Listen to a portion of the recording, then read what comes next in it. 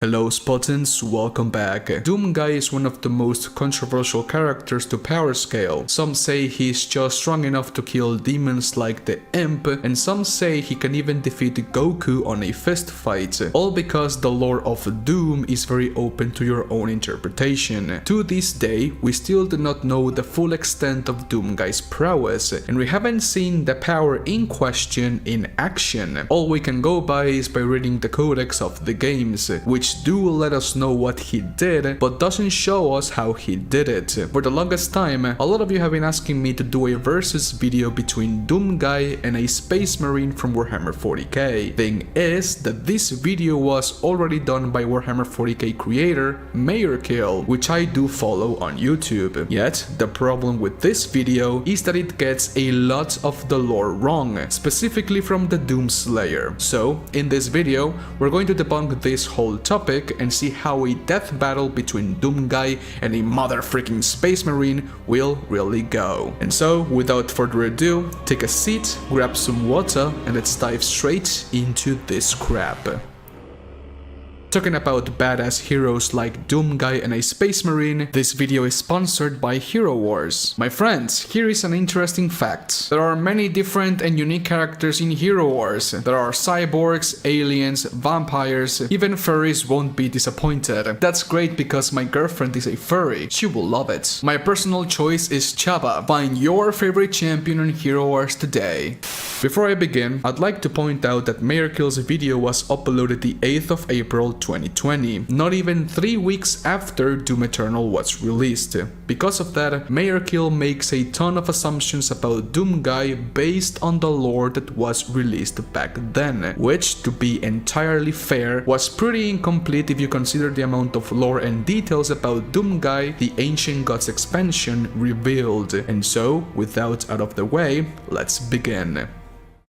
Space Marines are everyone's wet dream. They are taken in as childs ranging from the age of 10 to 14 years old and are trained to be the baddest mother truckers in the whole universe. Throughout the course of their training to become an Astartes, Space Marines undergo several surgeries which alter their body in very drastic ways. They are basically not human anymore, such as giving them a second heart, a third lung, muscle and skeletal growth stimulants to make them big and tall as hell, and a total of 19 to 20 different gene seed implants, which basically makes them a one-man army. Thanks to these implants, Space Marines are ready and trained for basically any type of deadly survival encounter. Because of that, Space Marines are typically almost 3 meters tall, can run at a consistent pace of 100 kilometers per hour for days without ever stopping for a little rest, can carry 2 tons, can lift 3 tons and can push around 6 tons. Basically, Space Marines can throw trucks at you.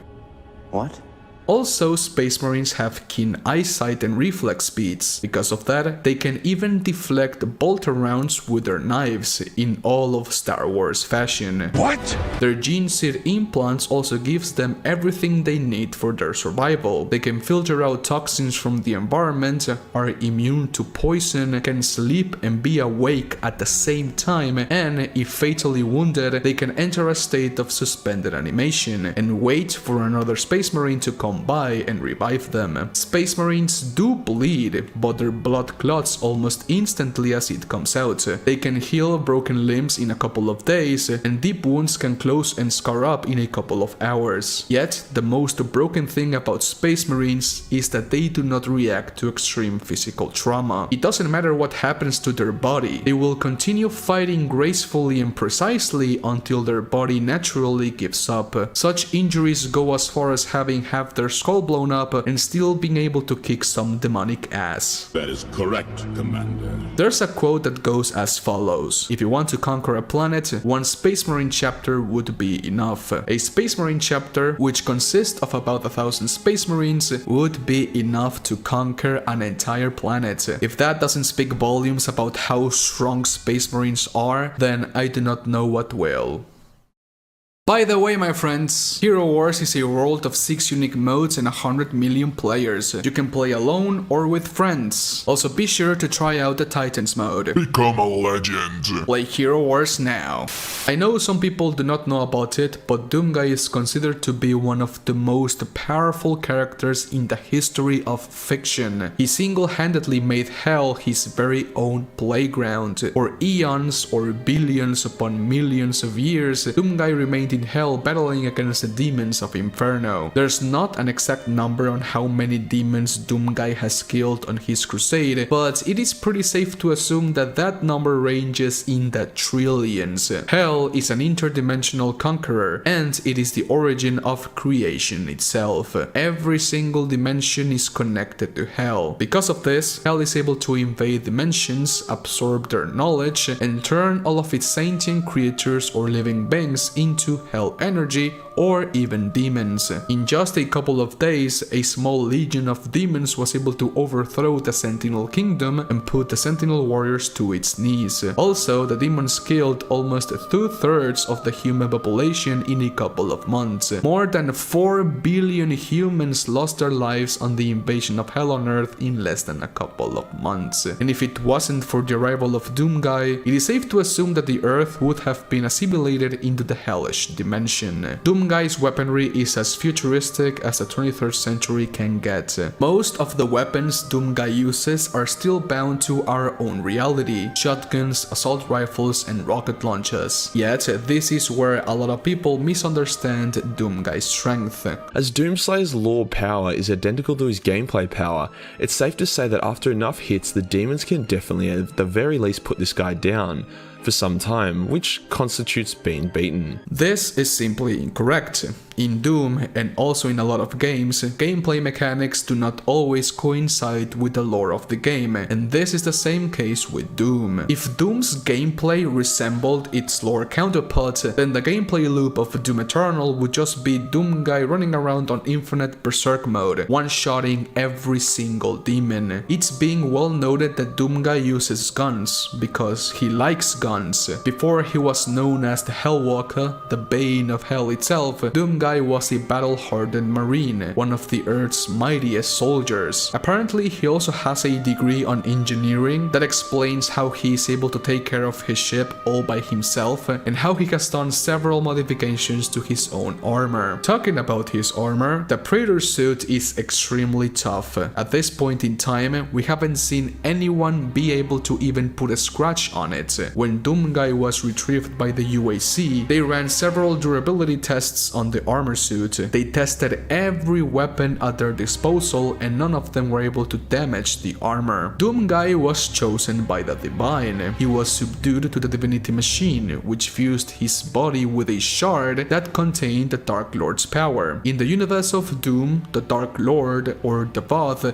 is considered to be God himself, as he was the one who created creation in this universe. It is stated in the Codex that if Doomguy wasn't around to stop Devoth, eventually the whole multiverse would be consumed by his hatred, making Devoth and subsequently Doomguy a multiversal level creature. Thanks to being chosen by the Divine, Doomguy is able to run at a consistent pace of 100 kilometers per hour for an indefinite amount of time. He is 2 meters tall and weighs around 170 kilograms. He doesn't have the need to sleep, eat, or take care of his needs. The divinity machine gave Doomguy power that matches his will, and because of his extreme hatred of demons and his wish of giving them extinction, Doomguy's power knows no bounds. He killed the Titan champion, Hell's mightiest demon that was around 500 meters tall, without his armor and only using his fists. In the Codex, it is stated that a Titan cannot be killed. He can only be put on a state of suspended animation